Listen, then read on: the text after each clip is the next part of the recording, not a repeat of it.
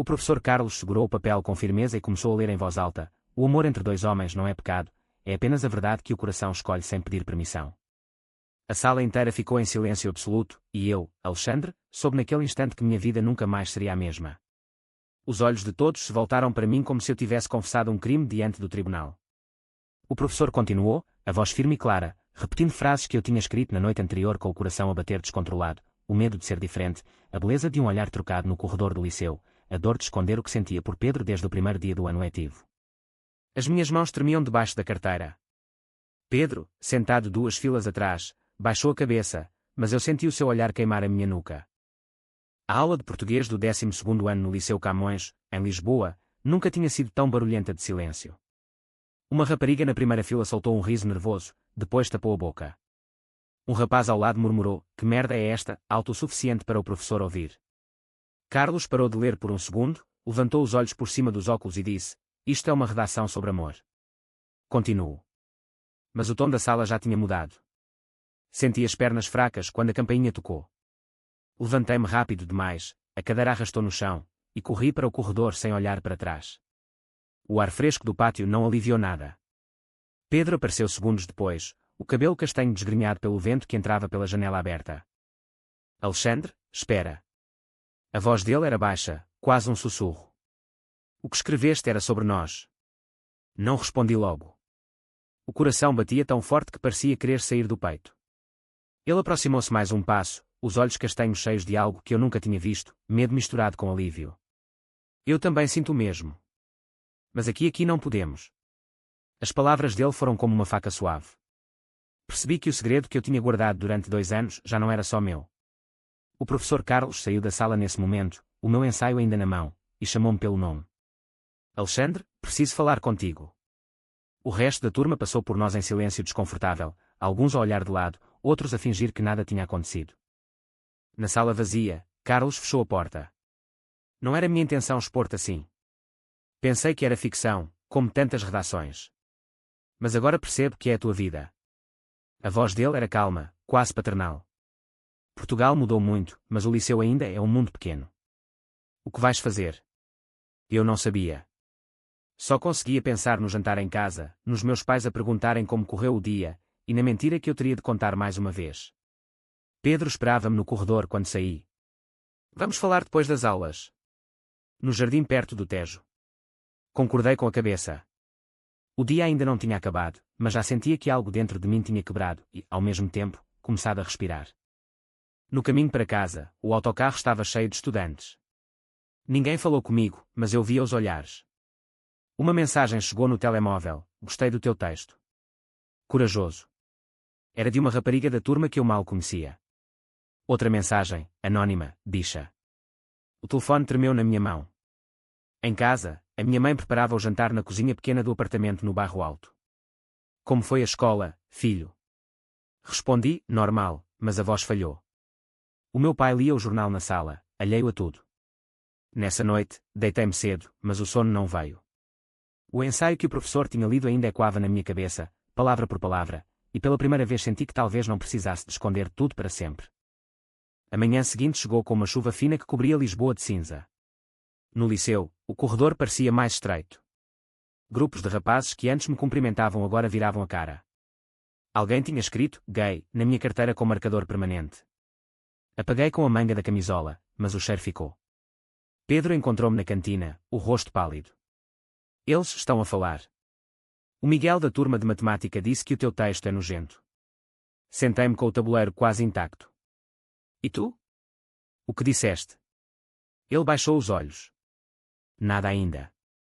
Tenho medo, Alexandre. Os meus pais são conservadores. Se souberem, a conversa foi interrompida pela campainha. Em casa, à noite, o meu pai ligou a televisão. O noticiário falava de uma marcha pelo orgulho em Lisboa. Mais uma dessas coisas, resmungou. A minha mãe olhou para mim de lado. Tu não andas metido nisso, pois não? Respondi que não, mas a mentira queimou a garganta. Mais tarde, no quarto, abri o computador e reli o ensaio que o professor me tinha devolvido. As palavras pareciam agora uma confissão pública. O telefone tocou. Era Pedro. Encontrei-te amanhã no jardim. Preciso de te dizer uma coisa. Concordei. O dia seguinte trouxe mais olhares. Na aula de educação física, um colega acidentalmente empurrou-me com força contra a parede. Desculpa, bicha, sussurrou. O professor de educação física fingiu não ouvir. Depois das aulas, corri para o jardim junto ao Tejo. Pedro já estava lá, sentado num banco, o vento a agitar o cabelo. Eu li o teu texto 2 vezes ontem à noite. Tu descreveste exatamente o que sinto quando te vejo no corredor. As palavras saíram dele como se tivessem sido presas durante anos. Senti o coração acelerar. Mas não podemos ser vistos juntos. Pelo menos agora. Abraçámo-nos por um segundo, só um segundo, escondidos atrás de uma árvore. Foi o primeiro toque verdadeiro. Em casa, o jantar foi tenso. O meu pai perguntou sobre as notas. Estão boas? Respondi. A minha mãe comentou que um vizinho tinha visto 2 rapazes a abraçar-se no jardim. Que vergonha para as famílias deles. Engoli em seco. Nessa noite, chorei pela primeira vez em silêncio. O conflito interno crescia, continuar a esconder ou enfrentar tudo. O professor Carlos mandou-me uma mensagem curta: se precisares de falar, estou aqui. Pela primeira vez senti que não estava completamente sozinho. As semanas seguintes foram um turbilhão. Na escola, alguns colegas começaram a aproximar-se discretamente. Uma rapariga da turma de história, Sofia, sentou-se ao meu lado na cantina. O teu ensaio mudou a minha forma de ver as coisas. O meu irmão mais velho é gay e nunca teve coragem de contar em casa. A conversa foi curta, mas deu-me força. Pedro e eu encontrávamos-nos todos os dias no mesmo banco junto ao rio. Falávamos de tudo, do medo dos pais dele, que eram de uma família tradicional do norte, das minhas dúvidas sobre o futuro. Em Portugal há leis, mas o olhar das pessoas ainda pesa, dizia ele. Um sábado, decidimos ir ao Parque das Nações. Caminhámos lado a lado, sem tocar, mas os olhares diziam tudo. Sentámo-nos num café com vista para o rio. Quer tentar, disse ele de repente. Quer tentar ser quem sou, contigo. O momento foi perfeito, mas o telemóvel tocou. Era a minha mãe. Onde estás? O teu pai encontrou uns papéis no teu quarto. O coração parou. Tinha deixado o rascunho do ensaio na gaveta. Corri para casa. O meu pai estava na sala com o papel na mão. Isto é teu. A voz tremia de raiva. Sim, respondi. A discussão durou horas. Lágrimas, gritos, silêncio. A minha mãe chorava no sofá. Como é possível? O que fizemos mal? Na escola, no dia seguinte, Pedro esperava-me com olhos inchados. Os meus pais também sabem. Alguém enviou o texto anónimo. O medo uniu-nos ainda mais. Nessa tarde, no jardim, abraçámo-nos sem medo dos olhares distantes. Vamos enfrentar juntos, disse ele. A jornada emocional ganhava força. O professor Carlos chamou-nos aos 2 depois das aulas. Vocês não estão sozinhos.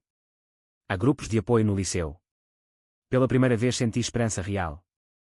O golpe veio de onde menos esperava. Miguel, o rapaz que antes me tinha chamado de bicha, publicou um print do meu ensaio num grupo de WhatsApp da turma. Em poucas horas toda a escola sabia. Os insultos começaram a chover nos corredores. Vai para a marcha do orgulho, gritavam. Pedro foi empurrado nas escadas. Eu cheguei a casa com o rosto inchado de um soco que não consegui evitar. O meu pai não disse nada, mas o silêncio era pior que gritos. A minha mãe preparou o jantar em silêncio. Nessa noite, pensei em fugir. Arrumar uma mochila e apanhar o comboio para o Porto, desaparecer. Pedro mandou mensagem: não desistas. Eu também estou a sofrer. Mas o peso era demasiado. No dia seguinte, no liceu, o diretor chamou-me ao gabinete. Temos de falar sobre o ambiente escolar. O professor Carlos estava presente. Isto não pode continuar. Mas as palavras não paravam os olhares. Uma amiga de Pedro, que antes nos apoiava, começou a afastar-se.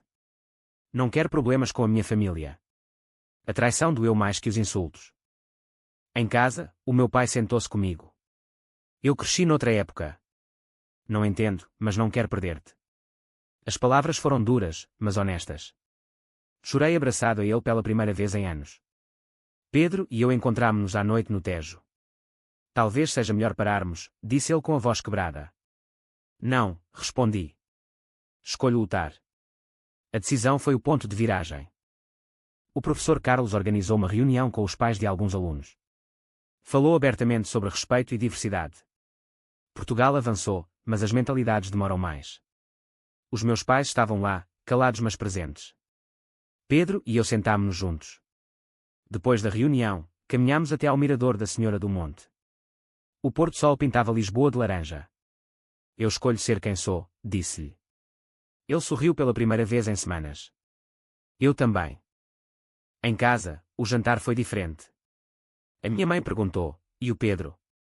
É um bom rapaz. O meu pai tossiu, mas não protestou. A aceitação não foi total, mas começou. Na escola, os olhares diminuíram.